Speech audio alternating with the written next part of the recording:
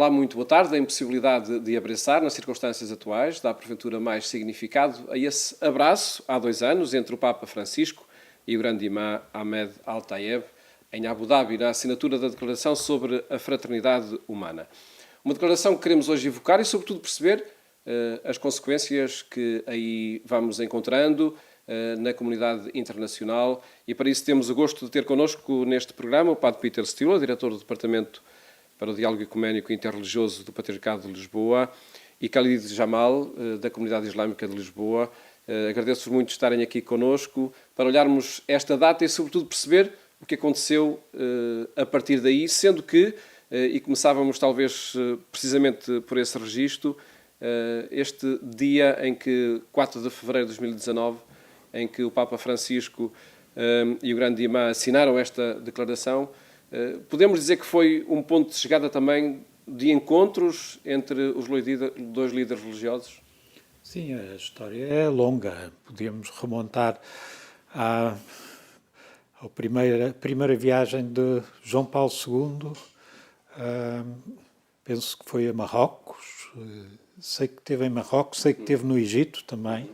E essas 2 viagens, portanto, uma foi no ano 1984, penso eu, que foi quando começaram estes contactos, que João Paulo II intuía a importância do contacto com o mundo muçulmano, e depois no Egito o querer estabelecer pontes entre as comunidades cristãs e a comunidade islâmica em tempos difíceis, que eram os anos 90, penso eu que já. Depois, a seguir a João Paulo II, vem Bento XVI, que tinha uma atitude mais reservada sobre o diálogo interreligioso. Ele, aliás, hesitou em participar no primeiro encontro de Assis, convocado pelo Papa João Paulo II, e depois, quando foi eleito Papa, teve aquela intervenção em Ratisbona, que podíamos dizer... Foi um passo atrás?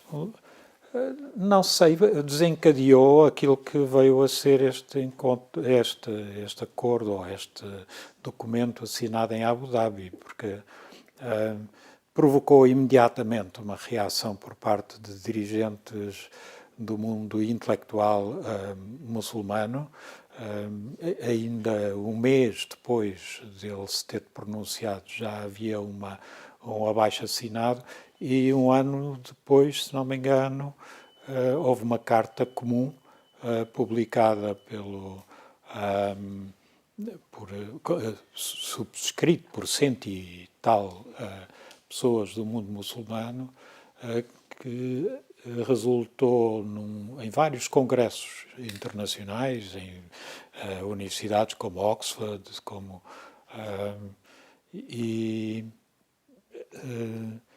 não sei se foi Oxford, foi Cambridge, não quero insultar aquele que não foi. Mas a seguir a isso, houve um encontro em Roma, e esse encontro em Roma lançou um fórum católico-muçulmano que funciona, digamos, como uma espécie de organismo permanente na Santa Sé, e é no âmbito desse organismo que o Papa Francisco, quando se desloca ao Egito, depois vai à grande mesquita de Al-Qassar, não sei como é que se pronuncia exatamente, e aí se encontra com o grande imã.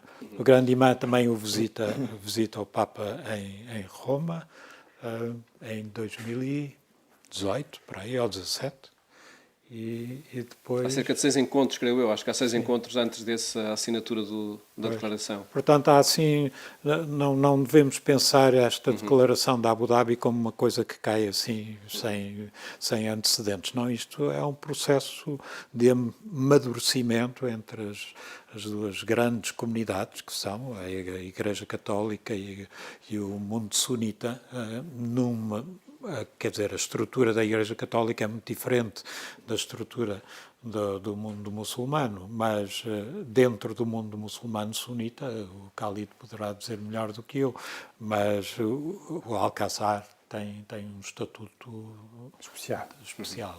Não é? Que está para o mundo muçulmano como o Vaticano está para o mundo católico? Olha, é difícil fazer essa comparação, Padre, e eu digo-lhe desde já porquê, porque eu costumo brincar e dizer os muçulmanos sunitas são uma espécie de protestantes no universo do islamismo, não é? Ou seja, estão para o cristianismo, faço essa comparação, enfim, porventura caricatural.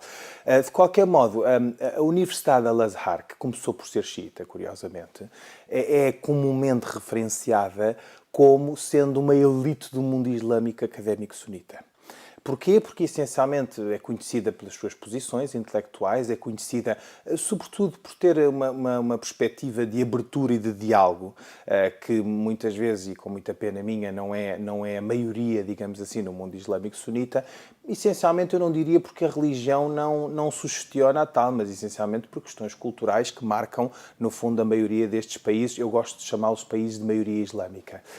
E, portanto, Al-Azhar acaba por ser, sim, embora não reconhecida como uma hierarquia ou uma estrutura semelhante ao Vaticano, acaba por ser uma elite de pensadores, se quiser, que marcam profundamente o mundo islâmico sunita. E pedi-lhe também a sua análise aos antecedentes, ao que levou até esta assinatura, situando, porventura, o diálogo entre o cristianismo e o islão, nesse ambiente de diálogo também entre a razão e a fé, que até Bento XVI inaugurou, né, nesse célebre discurso em Ratisbona. Sim, é verdade. Eu queria só um pequeno comentário àquilo que o Padre Silva disse há instantes. Quer dizer, houve de facto uma reação, porventura até exagerada, daquilo que foram as palavras do Papa Bento XVI. Evidentemente que uns poderão dizer que ele foi pouco delicado com a comunidade islâmica no seu todo, a nível global, ou que se calhar, enfim, foi um retrocesso, como há pouco o Paulo dizia, mas eu procurei, com as pessoas com quem falei, aliás, aqui a comunidade islâmica em geral, procurei não dar excessiva importância, porque para já as pessoas têm direito, às vezes, a saídas menos felizes, não é? E para além disso, o Papa Bento XVI, cada Papa, na minha perspectiva, tem um tipo de diálogo distinto, não é? Ou um timbre, digamos assim, no seu discurso. E, de facto, o Papa Bento XVI era um Papa que tinha um discurso mais intelectual, porventura não dirigido às massas e dirigido a um público-alvo mais intelectual e específico. E, portanto, isso gerou, de facto, uma incompreensão grande. Agora, vamos às boas notícias. Nem tudo são más notícias. Para aqueles que diziam que o Vaticano estava longe de Al-Azhar, portanto, Al-Azhar considerando, no fundo, aqui como disse, uma instituição muito importante no universo islâmico sunita, isso não procede, não é? Quer dizer, estão mais próximos do que nunca, e isso comprova a amizade gerada por estes dois grandes líderes, não é? O Papa Francisco e o Imam Ahmad Al-Tayeb, que culminou precisamente com a declaração que nós vimos. Agora, este encontro, de facto, que ocorreu em Abu Dhabi foi um encontro histórico, mas é preciso realçar que este encontro não ocorre do nada, não é? Evidentemente, este encontro é, no fundo, diria, numa expressão popular, a cereja no topo do bolo, ou seja, há de facto um conjunto de encontros preliminares e eu acho que, acima de tudo, e acho que ambos fizeram questão de realçar isso, há uma amizade genuína. Ou seja, não é uma coisa... Muitas vezes nós olhamos os chamados líderes de topo, não é? A terem este tipo de declarações um bocadinho formais, um bocadinho para inglês ver, desculpem-me o uso desta expressão, mas aqui não há nada disso. Aqui há duas pessoas que, essencialmente, são crentes, têm bem a consciência do que são as suas fés, têm bem a consciência do que são as suas religiões e unem-se em torno de uma amizade que foi criada, essencialmente, Paulo, do propósito no qual eu acredito piamente que é aquilo que nos une é superior àquilo que nos diverge. Concretizam o espírito do pontificado do Papa Francisco, que foi esse encontro também de São Francisco de Assis com o Sultão do Egito, há 800 anos. Pois é, eu há pouco, quando o Padre Peter estava a falar aqui do encontro, não queria ir tão longe, não é? 800 anos, enfim... Mas vemos esse tema que é essencial no pontificado do Papa Francisco também. É essencial e, repare, é engraçado. E isto é muito interessante, porquê? Porque para aqueles que não praticam as nossas fés, que não são cristãos, não católicos nem muçulmanos, acham que isto é uma coisa nova, não é? E na realidade não é, quer dizer, há 800 anos já alguém genial, se me permitem este elogio, como São Francisco de de Assis tinha tido a iniciativa de ir ter com o sultão do Egito. E, portanto, isso demonstra que, de facto, o diálogo nessa altura já era possível e, embora haja diferenças insanáveis, que nós sabemos quais são, as religiões e os crentes unem-se em torno de um propósito comum, que é essencialmente a fraternidade e a compaixão. O que inaugurou essa assinatura da Declaração sobre a Fraternidade Humana, primeiro a nível mais internacional e depois também cá entre nós, até porque os dois estão nesse grupo, não é, que promove o diálogo e tenta levar por diante o documento assinado pelo Papa e pelo Grande Imã. A nível internacional, Khalid Jamal, o que é que significou a ONU ter agarrado e ter retomado este tema,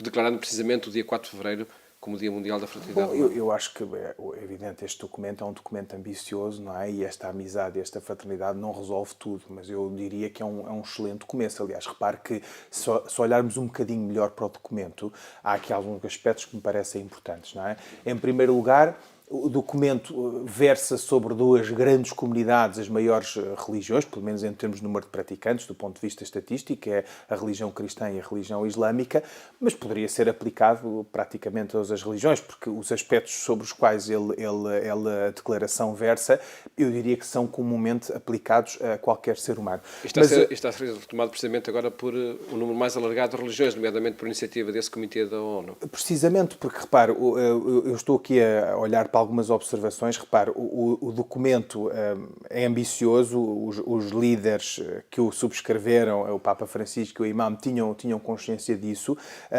e ele, acho que procura, de certa forma, acautelar aquilo que são as necessidades das comunidades religiosas um pouco por todo o mundo, mas também dos seres humanos. Há aqui dois ou três aspectos que me são muito interessantes. Há um apelo, de facto, ao diálogo entre fiéis, e que isso significa estar juntos, portanto, promove a união. Outro aspecto que me parece importante é falarmos da religião como um todo, dizendo que as religiões convidam-nos a permanecer agregados às suas raízes e aos seus valores de paz. E depois aqui fala sobre dois aspectos que se diria, se calhar, são os temas mais desconfortáveis para o cristianismo e para o Islão. Do ponto de vista do cristianismo, a proteção dos locais de adoração é garantida pelas religiões. Sabemos que, infelizmente, existem, e é preciso não esconder, muitos cristãos a serem perseguidos no Médio Oriente, e, portanto, esse é um dos objetivos da declaração.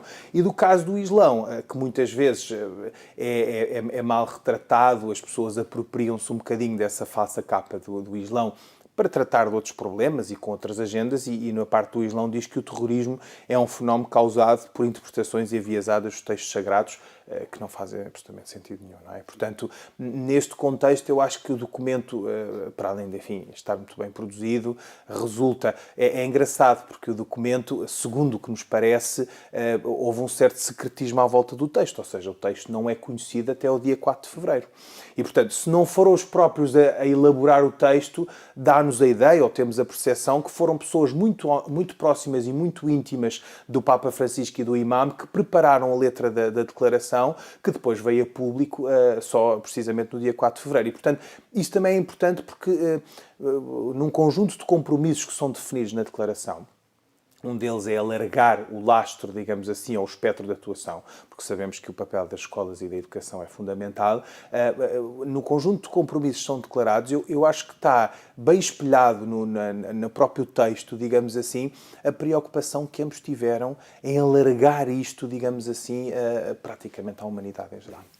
Sua análise também, Padre Peter, ao documento e ao facto de ser retomado e proposto por toda a humanidade pela ONU. Salientava um ponto que é a questão do Papa e do Grande Imã chamarem a atenção para os fundamentalismos e para os extremismos ou integralismos, como eles dizem no próprio texto, que são um risco em todas as religiões, e vemos na atual situação de pandemia como isso cresce nos vários países, não só no âmbito das religiões, mas no âmbito da política, portanto, do fechamento, em atitudes xenófobas, contrários a esta fraternidade humana.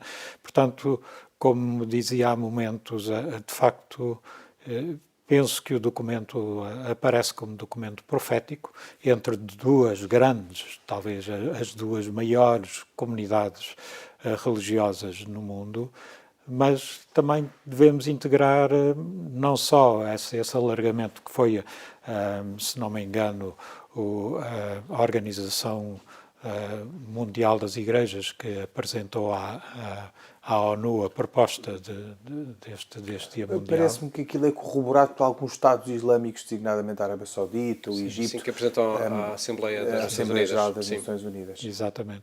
E depois o facto do Papa, com todos os riscos que estão ligados a isso, ter agora no seu programa ir em março ao Iraque, encontrar-se com o Ayatollah Sistani, que, se não me engano, é um senhor já de 90 anos, mas com um prestígio religioso enorme, que representa uma visão moderada no interior do xiismo, muito importante para a pacificação daquela zona do mundo. Portanto, há um trabalho por fazer e, pelos vistos, o Papa e certamente também o grande imã estão empenhados em que este projeto em que eles se envolveram se alargue ao maior número possível.